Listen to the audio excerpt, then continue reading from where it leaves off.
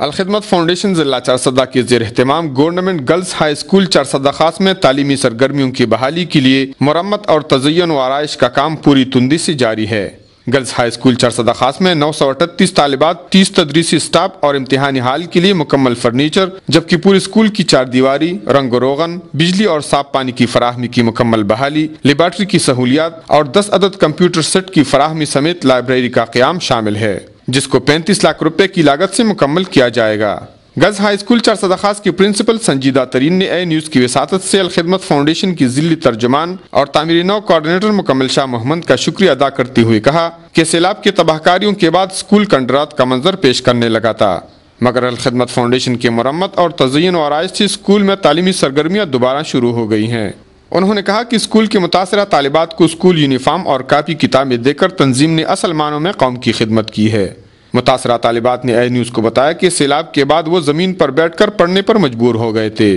لیکن الخدمت فاؤنڈیشن کی وجہ سے وہ 4 دیواری کے اندر پردے میں کرسیوں پر بیٹھ کر یہ احسان کبھی نہیں بولیں گے۔ کفایت اللہ، اے نیوز، چارسدہ۔